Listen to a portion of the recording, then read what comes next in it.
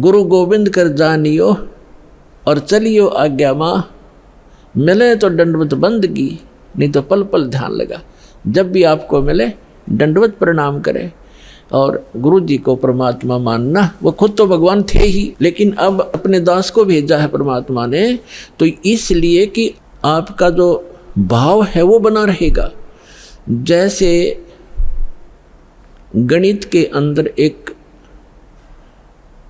प्रश्न आता था ब्याज का, ऋण का, तो उसमें मूलधन ज्ञात करना होता था। मूलधन तो होता था वो करोड़ों और अरबों रुपए का। उस करोड़ों और अरबों रुपए के मूलधन को प्राप्त करने के लिए मानना पड़ता है, मान लीजिए मूलधन 100 रुपये। वो 100 रुपये मूलधन नहीं है, लेकिन वो सपोज करना पड़ेगा उस प्रॉब्लम को सोल्व करने के लिए। तो ये समझ लेना पुण्यात्माओं, परमात्मा की वाणी है कि गुरु गोविंद कर जानियो और रहियो आज्ञा माही, मिले तो दंडवत बंदगी, नहीं पल पल ध्यान लगाए। अब जैसे आप यहाँ से जाओगे शरीर छोड़ के, ये तो छूटेगा, आपको मालूम है सबको। हम चाहते तो नहीं है कभी मृत्यु हो, लेकिन यह तो होगी वो मालिक के आधार पे है। अब तो आप भक्त हो गए, आपकी मृत्यु तो भगवान कबीर साहब के हाथ में है। आप कहोगे तब होगी, कई बार कह लोगे जब होगी। अब काल नहीं मार सकता आपको, अकाल मृत्यु नहीं मर सकते आप, अगर नियम ठीक रखोगे।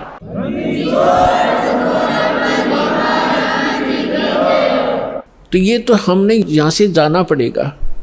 जब आप यहाँ शरीर छोड़कर जाओगे तो ऊपर जाकर के जहाँ भी आप देखोगे ये दास के रूप में वो कबीर परमेश्वर आपको खड़े दिखाई देंगे। और जो काल के दूत यहाँ संत आए हैं उनका रूप होगा, लेकिन काल उनके संत के रूप में खड़े दिखेंगे। तो वहाँ जिस गुरु की वो शरण में है, तो वहाँ जाकर अपने गुरु जी के पास ही जाते हो, तो सीधे के अपने वो खड़े गुरु जी, तो अब उसके शेष सारे उस गुरु के पास, उसके शेष उस दूसरे गुरु के पास। तो वहाँ काल भी आता है जो उसने संत भेज रखा है इन जीवों का नाश करने के लिए, और परमात्मा आता स्वयं जिसने अपना संत भेज रखा है जीवों का विकास करने के लिए।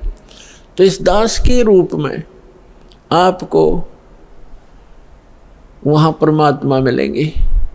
आपको एक और हिदायत दी जाती है कि जब आप गुरु जी के पास जाते हो, प्रणाम करते हो, तो उसमें एक अभ्यास बनाओ कि सतनाम का सुमरण अवश्य करें। प्रथम नाम मिला है तो प्रथम का अवश्य करें।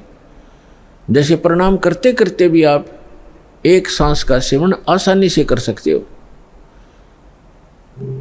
और उससे क्या होगा, जैसे यहाँ तो आपका अभ्यास बना रहेगा, भक्ति तो करनी है, तो उससे क्या होगा, जैसे आप वहाँ जाओगे, एक तिरकुटी, एक इंटरनेशनल एयरपोर्ट समझ लो तिरकुटी, जब वहाँ पहुँचोगे तो वहाँ आपको परमात्मा मिलेंगे इस दास के रूप में।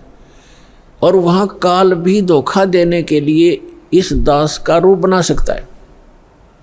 तो उसमें आप जी ने सिमरन करना है सतनाम का, क्योंकि वहाँ जाएगा तो सतनाम ही होगा आपके पास, सारनाम तो होगा ही होगा, सतनाम भी होगा। तो सतनाम का और सारनाम का जाप करना है। तो सतनाम का जाप करने मात्र से, और प्रथम मंत्र भी अगर प्राप्त है, इसमें प्रथम और लास्ट 2 मंत्र हैं इस 7 मंत्रों में, तो ये दोनों मंत्र भी गजब के मंत्र हैं। इनका भी जाप करने से क्या होगा, यदि सामने काल परमात्मा की बजाय स्वयं आकर के दास का रूप बनाकर खड़ा हो जाएगा, इस सिमरन से उसका तुरंत चेहरा बदल जाएगा, उसके ऊपर का आवरण हट जाएगा, उसकी वास्तविकता वो भूंडी शकल दिखाई देगी। फिर आप अपने आप दूर हो जाओगे, फिर इधर उधर देखोगे। अब थोड़ा सा एक प्रश्न सुनाते हैं आपको, क्योंकि सत्संग के अंदर बहुत से हिदायत देनी पड़ती है। तो ये सुमन करने से भी अगर शकल नहीं बदलती है तो आपके ओरिजिनल गुरुजी और ओरिजिनल गॉड है। एक समय एक चंद्र विजय नाम का राजा था, उसकी इंद्रमती नाम की एक रानी थी। और वो बहुत भगतनी थी भगवान की। पिछले जन्म से, पिछले पुण्य से ही अच्छी आत्माएं राजा बनती हैं, रानी बनती हैं, और इतना सुख होकर के भी जो परमात्मा की तरफ में भगवान की भक्ति में लगे होते हैं वो पुण्यात्मा विशेष होती हैं। वो माई जो है उसने एक गुरु बना रखा था। उस गुरु जी ने बता रखा था कि भगवान विष्णु, भगवान शिव की भक्ति करनी चाहिए, श्री राम की भक्ति करनी चाहिए, 68 तीर्थों पे जाना चाहिए, 68 तीर्थ करना चाहिए, एकादशी का व्रत रखना चाहिए। अब जैसे एक नियम है, कहते हैं धन चाहे तो दान कर और मोक्ष चाहे भज राम। तो हमने यहाँ इस काल के लोक में रहना है तो धन भी चाहिएगा और राम भी प्राप्त करना है, तो हमने दान भी करना है और सच्चा नाम भी जपना है। अब उसके गुरुजी ने बता रखा था कि बेटी पिछले जन्म में तेने बहुत पुण्य कर रखे हैं, घने धर्म कर रखा है, जिस कारण से तू रानी बन गई। आगे ऐसी ही अच्छा जीवन प्राप्ति के लिए आप साधु संतों को भोजन कराया कर बेटा। वैसे तो आए अतिथि को भी भोजन करा दे, उसका भी पुण्य है, लेकिन भगत संत को भोजन कराने का न्यारा फल मिलता है। जैसे आपके पास पशु हैं, भैंस या गाय, एक भैंस या गाय है जो दूध देती है, और अन्य भी पशु हैं जो अभी दूध नहीं दे रहे, वो भी अपने पालने ही पड़ते। अब एक तो उस दूध ना दे रहे पशु को जो चारा दिया जाता है, आहार खिलाया जाता है, वो भी हमारा कर्तव्य बनता है। लेकिन जो दूध वाले को जो चारा चराया जाता है, बिनौले खल आदि हम डालते हैं, तो वो तुरंत लाभ दे देता है।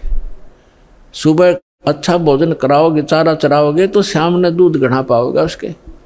तो इस प्रकार संत और भक्त होते हैं दूध वाले, और अन्य जो अतिथि आते हैं जो भक्त नहीं, भक्त है तो अच्छी बात है ना, तो वो भी एक कर्तव्य जानकर हमने उनको भी अवश्य भोजन कराना चाहिए और आदर सत्कार, आतिथ्य सत्कार से कराना चाहिए। लेकिन साधु संतों का भोजन कराया हुआ अत्यधिक लाभ देता है।